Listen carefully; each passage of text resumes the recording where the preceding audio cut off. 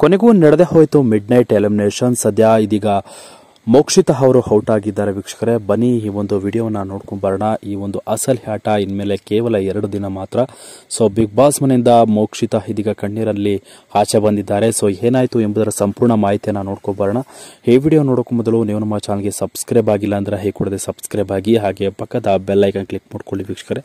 ಸ್ನೇಹಿತರೆ, big boss ಮನೆಯಲ್ಲಿ ಇದೀಗ ಫಿನಾಲೆ ಟಿಕೆಟ್ ಅನ್ನ ಪಡೆದುಕೊಂಡಂತಹ ಮೋಕ್ಷಿತಾ ಅವರು ಆಚೆ ಬಂದಿರೋದು ನಿಜಕ್ಕೂ ಅನೇಕ ಅಭಿಮಾನಿ ಬಳಗಕ್ಕೆ ಶಾಕ್ ತಂದಿದೆ ವೀಕ್ಷಕರೇ.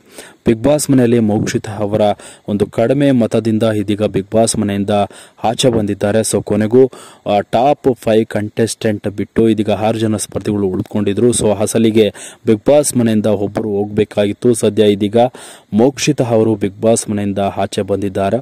ಬಿಗ್ ಬಾಸ್ ಟ್ರೋಫಿಯನ್ನ ಗೆಲ್ಲಬೇಕು ಅನ್ನುವ ಕನಸನ್ನ ಹೊತ್ತಿದ್ದಂತಹ ಮೋಕ್ಷಿತಾ ಅವರು ದಿಢೀರ್ ಎಲಿಮಿನೇಷನ್ ಆಗಿದ್ದು ಅನೇಕ ವೀಕ್ಷಕರಿಗೆ ನೋವನ್ನ ಉಂಟು ಮಾಡಿದೆ.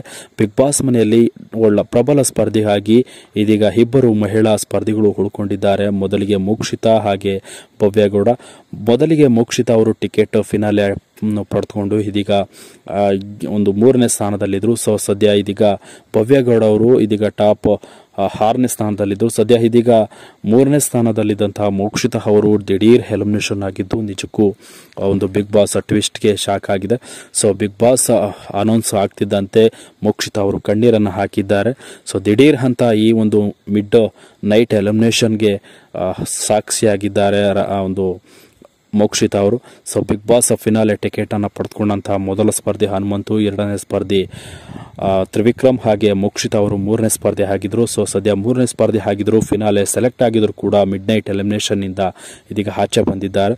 ಸೊ ನಿಜಕ್ಕೂ ಮೋಕ್ಷಿತಾ ಅವರು ನಿಜಕ್ಕೂ ನೋವಿನಿಂದ ಆಚೆ ಬಂದಿದ್ದಾರೆ ಅಂತಾನೆ ಹೇಳ್ಬೋದು. ಸೊ ಹತ್ತಿರದಿಂದ ಒಂದು ದಡ ಮುಟ್ಟುವ ಒಂದು ಕೆಲವೇ ಕ್ಷಣದಲ್ಲಿ ಆಚೆ ಬಂದಿರೋದು ನಿಜಕ್ಕೂ ಒಂದು ಬೇಸರದ ವಿಚಾರ.